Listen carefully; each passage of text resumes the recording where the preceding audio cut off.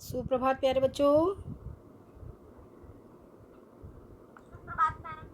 सभी बच्चों का आज आपकी ऑनलाइन क्लास में स्वागत है। सभी बच्चे स्वस्थ हैं और सभी के परिवार में कुशल मंगल। वेरी गुड, वेरी गुड, बहुत अच्छा। तो बच्चों, आज हमें अपना नया टॉपिक शुरू करना है। इससे पहले आपको मैंने ऑनलाइन क्लास में ईदगाह नामक कहानी और कबीर के पद आपको समझा दिए। आज बच्चों हम जो है आपकी पुस्तक अंतरा भाग 1 के अंतर्गत अमरकांत द्वारा लिखी कहानी दोपहर का भोजन पढ़ेंगे। तो बच्चे, आप सभी जो है शीर्षक सुनते ही आपके दिमाग में तुरंत आया होगा कि दोपहर के भोजन का ही वर्णन है। पूरी कहानी जो है बच्चों दोपहर के भोजन के इर्द गिर्द ही घूम रही है। समझ रहे हैं?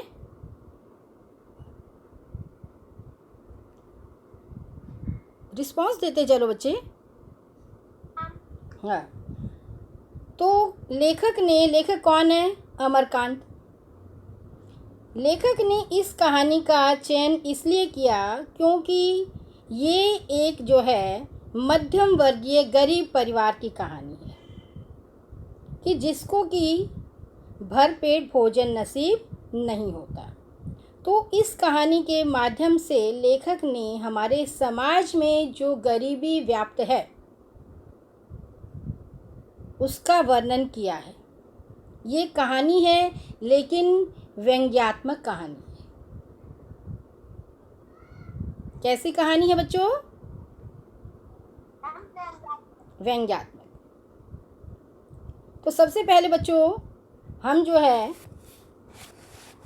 लेखक का, कहानीकार का परिचय पढ़ते हैं। ठीक है? आप लोगों को ये पुस्तक का पाठ दिखाई दे रहा है?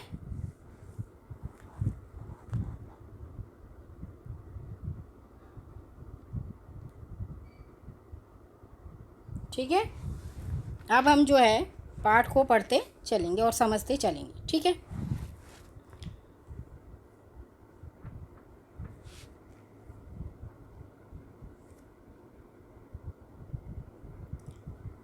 बच्चों, लेखक अमरकांत का जन्म उत्तर प्रदेश के बलिया जिले के नगरा नामक गांव में हुआ। इनका मूल नाम श्री राम वर्मा है। इनकी प्रारंभिक शिक्षा बलिया में हुई। कहाँ हुई बच्चों इनकी प्रारंभिक शिक्षा? बलिया में, सन 1925। तत्पश्चात उन्होंने इलाहाबाद विश्वविद्यालय से बीए की डिग्री प्राप्त की। साहित्य सर्जन में उनकी बचपन से ही रुचि थी। जैसे आप लोगों की हर एक बच्चे की अलग अलग उसमें सर्जन में रुचि होती है। किसी की ड्राइंग में होती है, किसी की कविता रचना में, किसी की कहानी रचना में। तो ऐसे इनकी भी थी लेखन में, और वो भी कहानी लेखन। इन्होंने किशोर अवस्था में अपने कहानी लेखन का कार्य शुरू कर दिया। इन्होंने साहित्यिक जीवन में शुरुआत पत्रकारिता से की। आप टीवी में भी देखते हो ना पत्रकारिता क्या होती है बेटा? एक विषय होता है जो एमए में किया जाता है, स्पेशल विषय होता है। और इन्होंने जो है पत्रकारिता की सबसे पहले इन्होंने आगरा में प्रकाशित होने वाले दैनिक पत्र सैनिक संपादकीय विभाग में कार्य करना शुरू कर दिया। ये प्रगतिशील लेखक संघ से जुड़े रहे। इनके अतिरिक्त दैनिक अमृत पत्रिका, दैनिक भारत के संपादकीय विभागों में इन्होंने काम किया और ये पत्रिका के संपादन से जुड़े रहे। अब इनके बारे में जो इनकी मुख्य रचनाएं हैं बच्चों, उनके बारे में बता रही हूँ। जिंदगी और जौक, देश के लोग, मौत का नगर, मित्र मिलन, कुहासा कहानी संग्रह है इनकी। ये सब क्या है बच्चों? इनके कहानी संग्रह हैं। सूखा पत्ता, ग्राम सेविका, काले उजले दिन, सुखजीवी, बीच की दीवार, इन्हीं हथियारों से ये उपन्यास रहे इनके। ठीक है बच्चों, ये जो अभी बताए ये इन्होंने उपन्यास लिखे हैं। अमरकांत ने बाल साहित्य भी लिखा है। बाल साहित्य क्या होता है बच्चों? जिसमें कि बच्चों से संबंधित ज्ञानवर्धक नैतिक शिक्षा संबंधित कहानियाँ होती हैं। समझ गए? इस पुस्तक के लिए उन्होंने जो आपके पाठ्य पुस्तक में है ये कहानी है दोपहर का भोजन, ये इन्होंने बाल साहित्य से ही लिया है। दोपहर का भोजन बच्चों, वैसे मैंने कहानी की जो भूमिका बांधी थी, सबसे पहले मैंने आपको बता ही दिया था कि एक मध्यम वर्गीय परिवार की कहानी है जो गरीबी से जूझ रहे हैं। इस कहानी में समाज में व्याप्त गरीबी को चिन्हित किया है। मुंशी के पूरे परिवार का संघर्ष। मेन पात्र कौन है इस कहानी का? जो है जिसका परिवार है वो मुंशी है और संघर्ष भावी उम्मीदों पर टिका है। सिद्धेश्वरी गरीबी के एहसास को मुखर नहीं होने देती। सिद्धेश्वरी कौन है? सिद्धेश्वरी मुंशी की पत्नी है, जो पूरी कहानी की जो सूत्रधार है, पूरी कहानी जिनके इर्द गिर्द घूमती है, वो कौन है बच्चों? सिद्धेश्वरी। Very good. तो सिद्धेश्वरी जो है गरीबी के एहसास को मुखर नहीं होने देती, किसी के आगे उजागर नहीं होने देती कि गरीबी क्या है। उनकी इसी आँच से अपने परिवार को बचाए रखती है, किसी को एहसास ही नहीं होने देती कि उनका परिवार कितना गरीब है, कितनी उनकी दशा बुरी है। शिल्प की सादगी और समाज के संकेतों के माध्यम से कथा को प्रस्तुत करने की कला का उत्कृष्ट, क्या कहा? उत्कृष्ट रूप इस कहानी में हमें देखने को मिलता है। ठीक है बच्चों, यहाँ तक आप लोग समझ गए लेखक का परिचय? ठीक है। अब बच्चों मैं कहानी पढ़ती जा रही हूँ, आप सभी जो है ध्यान से कहानी को पढ़ते और सुनते और समझते चलेंगे। ठीक है? बहुत आसान और स्पष्ट शब्दों में इसका उच्चारण करती रहूँगी, मैं ज़्यादा स्पीड से नहीं पढ़ाऊँगी। जो मैंने अभी लेखक का परिचय बताया सभी बच्चे अच्छे से समझ गए ना? आवाज़ स्पष्ट नहीं आ रही बच्चों कुछ? अब हाँ जी, वेरी गुड वेरी गुड। अब मैं कहानी पढ़ रही हूँ। ठीक है? सिद्ध, ठीक है, सिद्धेश्वरी ने खाना बनाने के बाद चूल्हे को बुझा दिया। जैसे आप लोगों ने ग्रामीण जीवन में देखा होगा कि खाना कहाँ बनता है, किस पर। आजकल दिल्ली में तो, शहरों में तो क्या है, भोजन कहाँ बनाया जाता है? गैस पर। लेकिन गांव में, ग्रामीण जीवन में खाना कहाँ बनाया जाता है? चूल्हे पर। तो खाना बनाने के बाद जो है चूल्हे को बुझा दिया और दोनों घुटनों के बीच सिर रखकर शायद पैर की उंगलियां या जमीन पर चलते चींटे चींटियों को देखने लगी। जब व्यक्ति चिंता में होता है तो ऐसा ही उसकी मुद्रा होती है। अचानक उसे मालूम हुआ कि बहुत देर से उसे प्यास लगी है। अचानक से उसे याद आया कि उसे प्यास लगी है। वह मतवाले की तरह उठी। मतवाला कौन होता है? जो मस्ती से भरा होता है, एकदम झूम कर। और गगरे से लोटा भरकर, गगरा क्या होता है बेटा? पानी का बर्तन, जिसमें मटका भी बोल सकते हैं हम, टोकनी भी बोल सकते हैं, गागर भी बोल सकते हैं। ठीक है? उससे जो है पानी लेकर आई और गट गट करके उसने पानी को पी लिया। खाली पानी उसके कलेजे में लग गया, क्योंकि उसने कुछ अभी तक भोजन नहीं किया था। जैसे आप एकदम से खाली पेट भोजन, मतलब पानी पी लेते हो बिना भोजन किए, तो एकदम सीधा कलेजे में लगता है। और वह हाय राम कहकर ज़मीन पर लेट गई, क्योंकि उसने कुछ खा तो रखा नहीं था, सीधा एकदम से पानी पिया तो उसके पेट में जो थोड़ी सी पीड़ा हुई और वो हाय राम कहकर ज़मीन पर लेट गई। लगभग आधे घंटे तक वहीं उसी तरह पड़ी रहने के बाद उसके जी में जी आया। बेचारी भूखी तो थी, सिर्फ पानी पिया था। कुछ समय के लिए बहुत उसे पीड़ा हुई, लेकिन उस कुछ समय के बाद उसकी जान में जान आ गई। वह बैठ गई, आँखों को मलकर इधर उधर देखा और फिर उसकी दृष्टि ओसारे में अध टूटे खटोले पर सोए उसके 6 वर्षीय बालक प्रमोद पर जम गई। देखिए, कहानीकार ने हमें बता दिया कि कैसी दशा है। बच्चा कहाँ लेटा हुआ है, 6 वर्ष का है, प्रमोद नाम का बच्चा है, और जो चारपाई है वो कैसी है, अध टूटी खटोला। ठीक है, कैसा बताया बच्चों?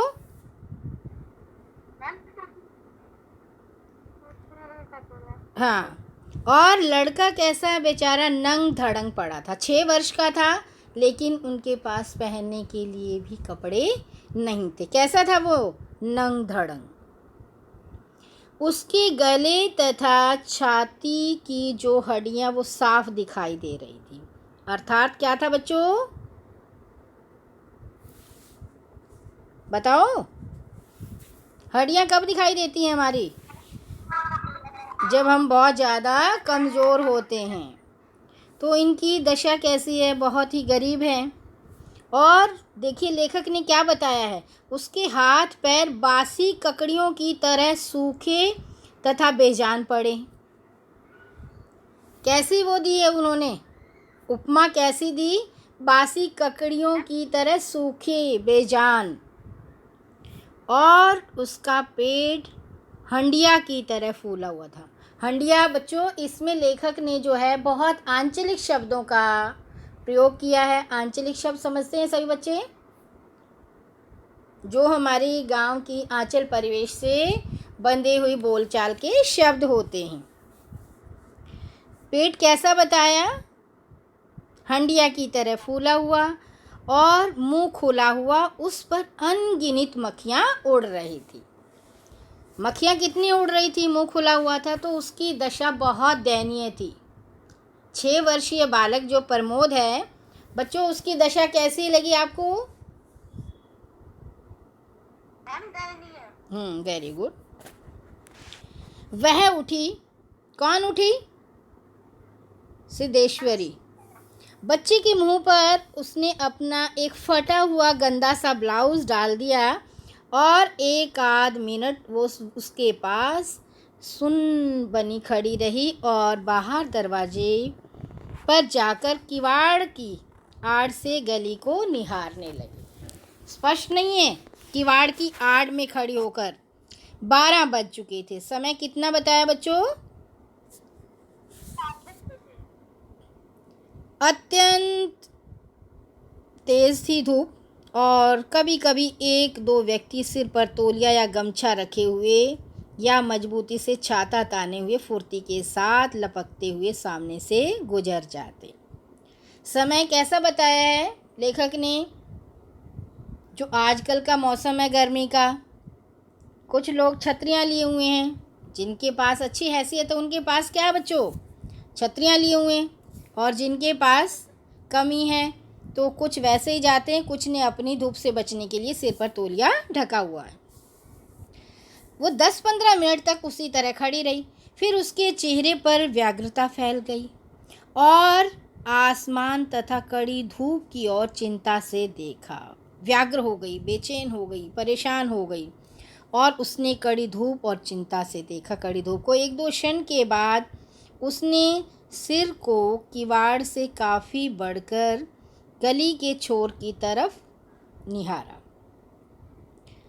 तो उसका बड़ा लड़का रामचंद्र धीरे धीरे घर की ओर सरकता नजर आया। जैसे उसने किवाड़ से बाहर की तरफ झांकना शुरू किया, तो उसे तुरंत अपना बेटा आता दिखाई दिया। कौन सा? बड़ा बेटा रामचंद्र। कौन सा बेटा उनका? बड़ा बेटा। वेरी गुड, सबसे बड़े वाला बेटा।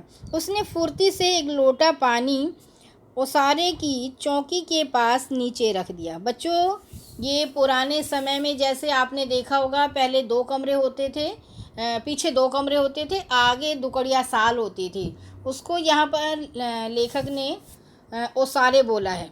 ठीक है, आपके पेरेंट्स जो गांव से संबंध रखते हैं और आप गांव में जाओ तो आपने देखा भी होगा, गांव में बहुत ज़्यादा बड़े मकान नहीं होते, देखा है ना आपने। तो उन्होंने चौकी के पास नीचे रख दिया और चौके में जाकर खाने के स्थान पर जल्दी जल्दी पानी से लीपने और पोतने लगी। ठीक है, वहाँ पीढ़ा रखकर, पीढ़ा बच्चों जैसे आजकल कुर्सी होती है, टेबल होती है, पहले क्या रखा जाता था? पीढ़ा रखा जाता था। पीढ़ा देखा बच्चों आपने? क्या किसी बच्चे ने पीढ़ा नहीं देखा? चौकी टाइप होता है बेटा, छोटा है उस पर, और जो है सूत से बना होता है। उसके अंदर जो आजकल कैन आती है ना, तो पहले उससे बना होता था। हाँ देखा ना, वेरी गुड। उसने सिर को दरवाजे की ओर घुमाया और रामचंद्र ने अंदर की तरफ कदम रखे। रामचंद्र अंदर आकर धम से चौकी पर बैठ गया और वहीं जो है बेजान सा लेट गया, क्योंकि वो भी बेचारा दयनीय दशा में, भरपेट भोजन नहीं मिलता। आपको भोजन ढंग से नहीं मिलेगा तो आपके अंदर सुस्ती रहेगी, आलस रहेगा, शरीर में बहुत ज़्यादा कमजोरी रहेगी। तो ये सब ऐसी दशा व्यथा जो है किसकी है? रामचंद्र की भी है। उसका मुंह लाल तथा चढ़ा हुआ था, उसके बाल अस्त व्यस्त और फटे पुराने जूते पर धूल जमी हुई थी। सिद्धेश्वरी की पहले हिम्मत नहीं हुई कि उसके पास जाए और वहीं से भयभीत हिरनी की भांति सिर उचका घुमाकर बेटे की व्यग्रता निहारती रही, क्योंकि उसकी भी हिम्मत नहीं है और वो भयभीत हिरनी, डरी हुई हिरनी की तरह सिर्फ उसको निहार रही है, उसकी व्यग्रता को देख रही है, बच्चे की बेचैनी को देख रही है, व्याकुलता को देख रही है। किंतु 10 मिनट बीतने के पश्चात भी जब रामचंद्र नहीं उठा तो वो घबरा गई। तो रामचंद्र बच्चों नहीं उठा तो माँ जो है घबराई जाती है, माँ की स्वाभाविक प्रवृत्ति है। आपने भी देखा होगा कि घर में अगर आपका स्वास्थ्य ठीक नहीं होता, आप लेट जाते हैं तो माँ घबरा जाती है। तो यही जो है सिद्धेश्वरी की दशा है। पास जाकर उसने पुकारा, बड़कू बड़कू। क्या पुकारा माने? लेकिन उसके कुछ उत्तर न देने पर वो डर गई और लड़के की नाक के पास हाथ रखा कि सांसें तो ठीक चल रही। जब हम नहीं बोलते तो आपने देखा होगा आपके पेरेंट्स नाक के आगे हाथ लगा कर देखते हैं। क्यों देखते हैं? कि इससे हमारे श्वासों का आवागमन पता लगता है कि हमें सांस आ रही है। और क्या किया फिर बच्चों उसने? लेकिन उत्तर न देने पर उसने देखा और फिर बच्चे के सिर पर हाथ रखा, देखा कि बुखार तो नहीं है। क्यों हम सिर पर हाथ रखकर ही तो पता लगाते हैं कि बुखार है या नहीं है। हाथ के स्पर्श से रामचंद्र की आंखें खुल गई। मां सिर पर हाथ रखकर देखने के लिए तो बेटे की आंखें खुल गई। पहले उसने माँ की सुस्त नज़रों से देखा। माँ को कैसी नज़रों से देखा? सुस्ती भरी हुई, आलस भरी हुई, कमजोरी भरी हुई। फिर झट से उठ बैठ गया कि कहीं मम्मी को मेरी दशा ये लगे कि मैं बेचैन हूँ, भूख से मरा जा रहा हूँ। जूते निकालने और नीचे रखे लोटे जल से हाथ पैर धोने के बाद वह यंत्र की तरह चौकी पर आकर बैठ गया। आपने देखा होगा बच्चों, आजकल हम जो है ये कोरोना वायरस चल रहा है तो हम भी घर में आते हैं, सबसे पहले अपना मुंह हाथ पैर धोते हैं बार बार। तो पहले घरों में देखो ऐसे ही व्यवस्था होती थी, बाहर से कोई आता था सबसे पहले वो अपने हाथ पैर मुंह धोता था। तो पहले वाली चीज़ें जो हैं हमें उन्हीं का अनुसरण करना चाहिए। पहले लोग जो है बहुत अपने साफ़ सफाई का ध्यान रखते थे, तो आज हमें भी बाहर से आए तो हमें भी ऐसा ही करना चाहिए। अब सिद्धेश्वरी ने डरते हुए पूछा, खाना तैयार है, यहीं लाऊं क्या? अब माँ है अब बेचारी डर भी रही है कि बच्चा जो है परेशान है। रामचंद्र ने उठते हुए प्रश्न किया, बाबूजी खा चुके? देखिए, क्योंकि बेटे का जो एक दायित्व बनता है, सबसे पहले उसने क्या पूछा, कहते हैं ना, सबसे पहले पूछकर भोजन को तू खाया कर। तो यहाँ बेटे ने तुरंत पूछा, क्या पिताजी ने भोजन कर लिया? तो सिद्धेश्वरी ने चौकी की ओर भागते हुए उत्तर दिया, आते ही होंगे। क्या कहा माँ ने? आते ही होंगे। रामचंद्र पीढ़े पर बैठ गया। उसकी उम्र लगभग 21 वर्ष की थी। अब लेखक ने जो है रामचंद्र की उम्र भी हमें बता दी। कितनी बताई बच्चों? लंबा दुबला पतला गोरा रंग, बड़ी बड़ी आंखें तथा होठों पर झुर्रियाँ।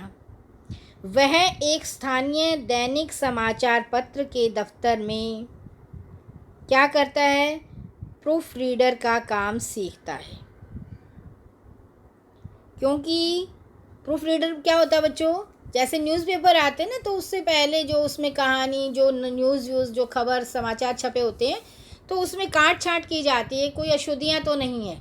प्रूफ रीडर क्या होता है? उसको छपने से पहले उसको रीड करना और उसकी त्रुटियों के बारे में उन्हें सुधार करना। समझ गए कौन होता है बेटा प्रूफ रीडर?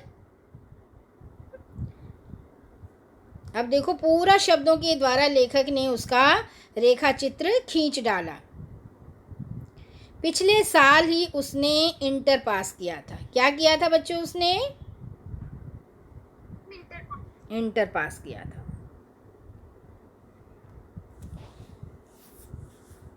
सिद्धेश्वरी ने खाने की थाली लाकर उसके सामने रख दी। कहाँ रख दी? अपने बेटे के सामने रख दी और बैठकर पंखा झलने लगी। रामचंद्र ने खाने की और दार्शनिक की भांति देखा। जैसे दार्शनिक देखते हैं ना, कि बड़े ध्यान से किसी चीज़ को निहारना, उसके बारे में देखना। और कुल 2 रोटियां क्या थी उसकी थाली में? 2 रोटियां, भर कटोरा पनियाई दाल और चने की तली तरकारी। पनियाई क्या होता है बेटा? पानी से युक्त दाल, जिसमें दाल के दाने बहुत कम नज़र आते हों, और चने की तरकारी, चने की सब्जी। रामचंद्र ने रोटी के प्रथम टुकड़े को निगलते हुए पूछा, मोहन कहाँ है? बड़ी कड़ी धूप हो रही है। अब उसने बात को घुमाया है। अपना जो एक ध्यान भोजन में है, वहाँ से उसने अपने ध्यान को हटकाकर, क्योंकि वो सोच रहा है कि कहीं मेरी माँ मेरी और भोजन की व्यथा को देखकर दुखी ना हो जाए, इसलिए उसने क्या पूछा कि मोहन कहाँ है? मोहन कौन है? सिद्धेश्वरी का दूसरे नंबर वाला बेटा। और कहा बड़ी कड़ी धूप हो रही है। मोहन सिद्धेश्वरी का मंझला लड़का था। उसकी उम्र 18 वर्ष थी। कौन सा लड़का था? मंझला। और उम्र कितनी बताई लेखक ने? वह इस साल हाई स्कूल के प्राइवेट इम्तिहान देने की तैयारी कर रहा था। वह न मालूम कब से घर से गायब था और सिद्धेश्वरी को स्वयं पता ही नहीं था कि वह कहाँ गया हुआ है।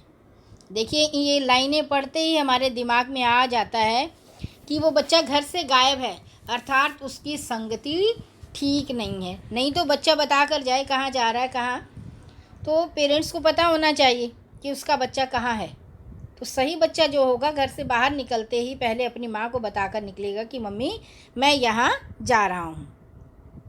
किंतु सच बोलने से उसकी तबीयत नहीं हुई, क्योंकि माँ है, बहुत सारी चीज़ों को बेचारी स्पष्ट नहीं कह पा रही है, क्योंकि उसको परिवार को संगठित रखना है, एक कड़ी में, एक जुट में, एक संगठन में बांधे रखना है, इसलिए वो झूठ बोल रही है। बच्चों, बहुत बारी हम देखते हैं कि एक झूठ जो है 100 सत्यों को हरा देता है। तो यही जो है सिद्धेश्वरी का भी यही काम है। किसी लड़के के यहाँ पढ़ने गया है। क्या कहा माँ ने? कि किसी लड़के के यहाँ पढ़ने गया है। आता ही होगा, दिमाग उसका बड़ा तेज है, 24 घंटे पढ़ने में ही लगा रहता है, हमेशा उसी की बात करता रहता है। देखिए, माँ ने बात को क्या किया? घुमा दिया। जबकि बच्चा पढ़ने में ठीक नहीं है, तभी तो वो प्राइवेट उससे पढ़ेगा। रामचंद्र ने कुछ नहीं कहा, एक टुकड़ा मुंह में रखकर भरा गिलास पानी पी गया। क्यों? भूख की व्यथा को मिटाना था, तो एक टुकड़े भोजन के साथ क्या किया उसने? एक गिलास पानी को पी लिया। फिर खाने में लग गया। काफ़ी छोटे छोटे टुकड़े तोड़कर धीरे धीरे चबाकर खा रहा था। देखिए, लेखक जो है पूरी व्यथा को एक एक शब्दों के द्वारा प्रकट कर रहा है। समझ रहे हैं ना बच्चे? सिद्धेश्वरी भय और आतंक से अपने बेटे को एकटक बिना पलक झपकाए निहार रही है। कुछ क्षण बीतने के बाद डरते डरते उसने पूछा, वहाँ कुछ हुआ क्या? रामचंद्र ने अपनी बड़ी बड़ी भावहीन आँखों से अपनी माँ की ओर देखा। भावहीन मतलब जिसमें कोई भावना नहीं है। फिर नीचे सिर करके कुछ रुखाई से बोला, कुछ रूखेपन से बोला। एक तो वाणी में मिठास होता है, एक कड़वाहट होती है, एक रुखाई होती है बेरुखी सी। समय आने पर सब ठीक हो जाएगा। कि माँ ने उसकी नौकरी के बारे में पूछा है, लेकिन उसने स्पष्ट सा उत्तर नहीं दिया और कह रहा है कि सब समय आने पर ठीक हो जाएगा। अब माँ जो है वो चुप रही। धूप और तेज हो गई थी, अर्थात सूरज अपनी सीमा पर ऊपर पहुँच रहा है। छोटे आंगन के ऊपर आसमान में बादल के एक दो टुकड़े पाल की नावों की तरह तैर रहे हैं। आसमान में क्या है? बादल छा गए हैं। और कैसे? वो एक दो टुकड़े पाल की नावों की तरह तैर रहे हैं। देखिए कितना सुंदर जो है उदाहरण के द्वारा जो है, उपमा के द्वारा लेखक ने जो है प्रस्तुत किया है इस वाक्य को। बाहर की गली में गुजरते हुए खड़खड़िया इक्के की आवाज़ आ रही थी और क्या था? खटोले पर सोए बालक की सांसें खर खर शब्द सुनाई दे रहा था। अब खटोले पर टूटे हुए पर कौन है बेचारा? 6 वर्षीय बालक प्रमोद है। अब उसकी सांसें जो है खर खर शब्द सुनाई दे रहा है। रामचंद्र ने अचानक से चुप्पी को भंग करते हुए पूछा, प्रमोद खा चुका? उसे अपने भाई की याद आई। उसके श्वासों को सुनकर उसे तुरंत स्मरण हो आया कि मेरा एक छोटा भाई भी है, उसके बारे में तो मैंने पूछा ही नहीं। अब सिद्धेश्वरी ने प्रमोद की ओर देखते हुए उदास स्वर में उत्तर दिया, हाँ खा चुका। देखो झूठ बोला माँ ने। रोया तो नहीं था? किसने पूछा? प्रमोद। उसने, रामचंद्र ने पूछा प्रमोद के बारे में। सिद्धेश्वरी फिर से झूठ बोल गई। आज तो सचमुच नहीं रोया, क्योंकि जब बच्चा बीमार होता है, अस्वस्थ होता है, तो चिड़चिड़ा हो जाता है। वो हर समय रोता और चिल्लाता रहता है। आपने देखा होगा बच्चों, जब तबीयत ठीक नहीं होती तो आपका स्वभाव कैसा हो जाता है? चिड़चिड़ा हो जाता है, आपका मन रोने को करता है। बड़ा ही होशियार हो गया है, कहता था बड़का भैया के यहाँ जाऊँगा, ऐसा कह रहा था। देखो माँ यहाँ भी झूठ बोल रही है ना बच्चे, झूठ। पर वह आगे कुछ न बोल सकी, जैसे उसके गले में कुछ अटक गया हो। कल प्रमोद ने रेवड़ी खाने की जिद पकड़ ली थी उसके लिए। अब देखो माँ ने बेचारी ने क्या कहा कि उसने क्या खाने की जिद की? रेवड़ी खाने की। और उसकी कुछ देर बाद वो रोने के बाद सो गया। रामचंद्र ने कुछ आश्चर्य के साथ अपनी माँ की ओर देखा, फिर सिर नीचा करके कुछ तेजी से खाने लगा। क्या किया उसने कि वो फिर जो है भोजन को करने लगा। थाली में जब रोटी का केवल एक टुकड़ा शेष रह गया तो सिद्धेश्वरी ने उठाने का उपक्रम करते हुए प्रश्न किया, एक रोटी और लाती हूँ। क्या कहा माँ ने? मैम की एक रोटी और लाती हूँ। एक रोटी और लाती हूँ।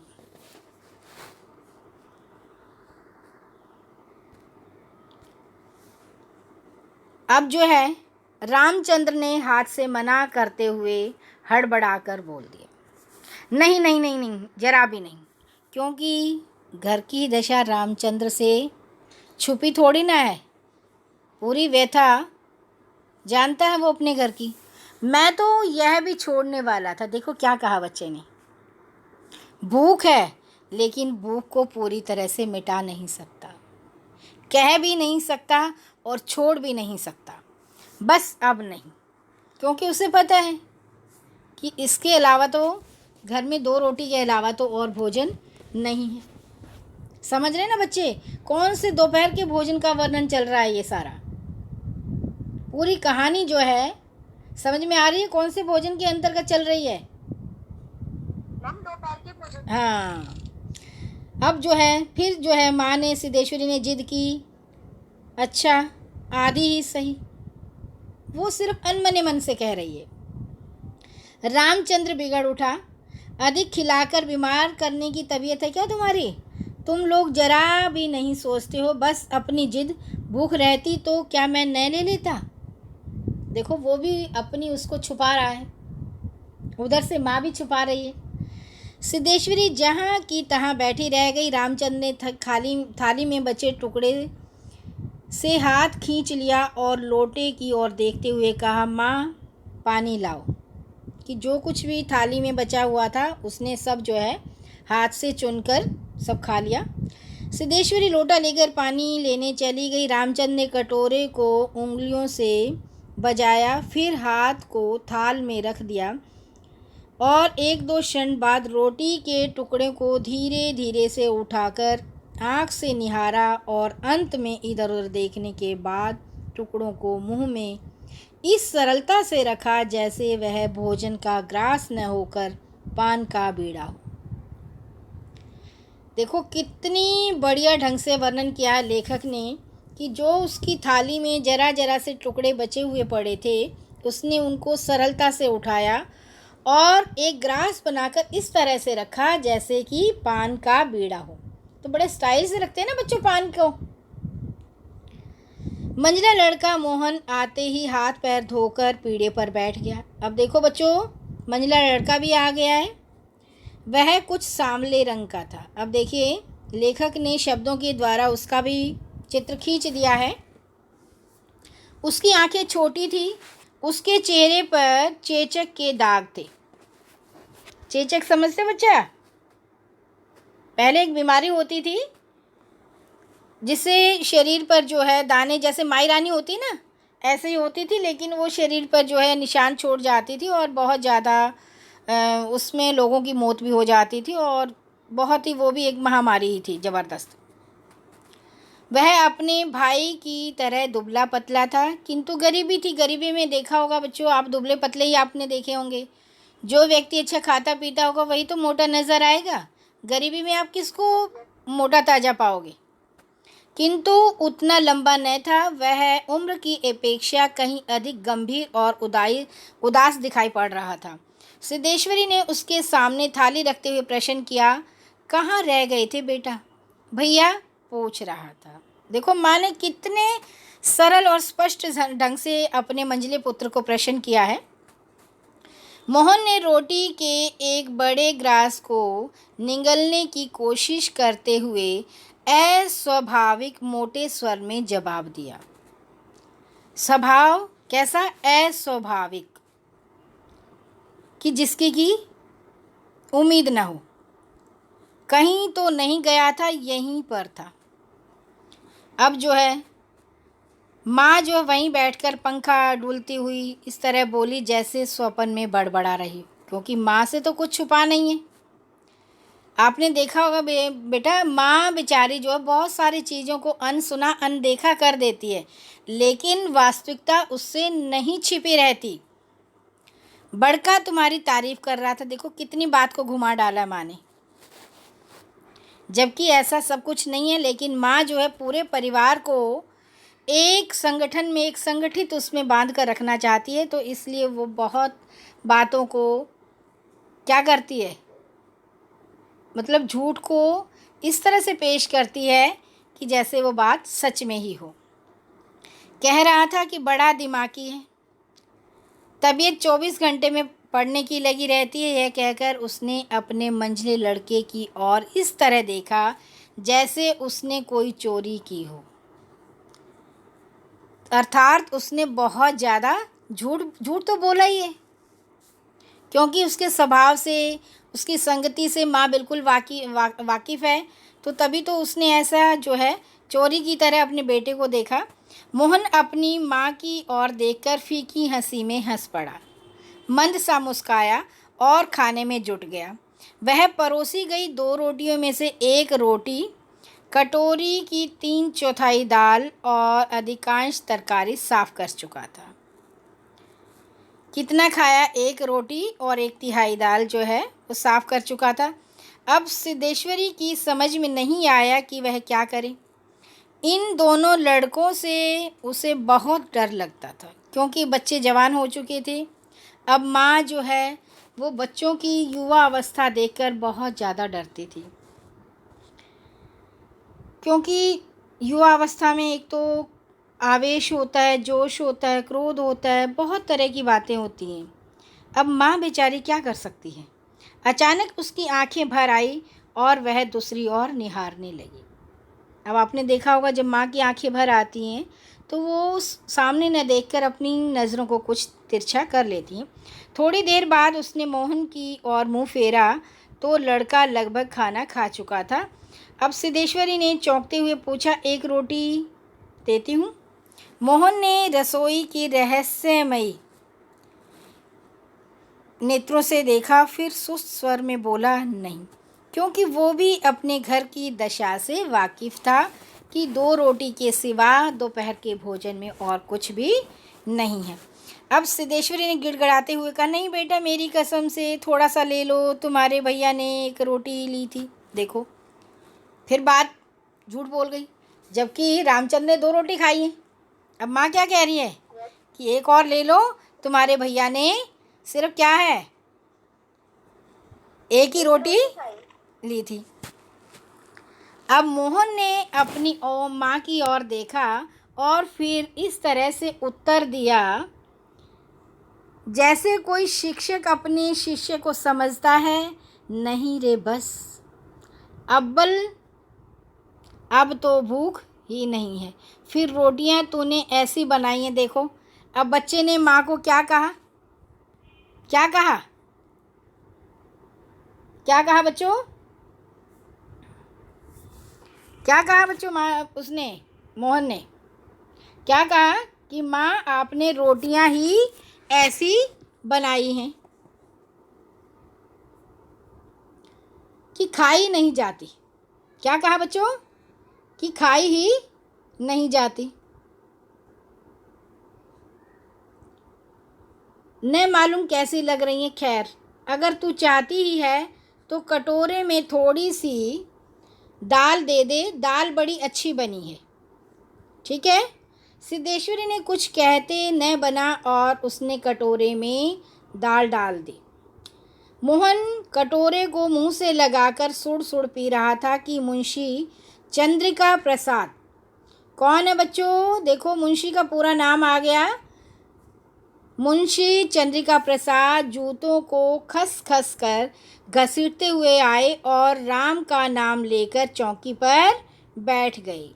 सिद्धेश्वरी ने माथे पर साड़ी को कुछ नीचे खिसका लिया और मोहन जो है वो दाल को एक सांस में फटाफट से पी गया और पानी के लोटे को हाथ में लेकर तेजी से बाहर चला गया।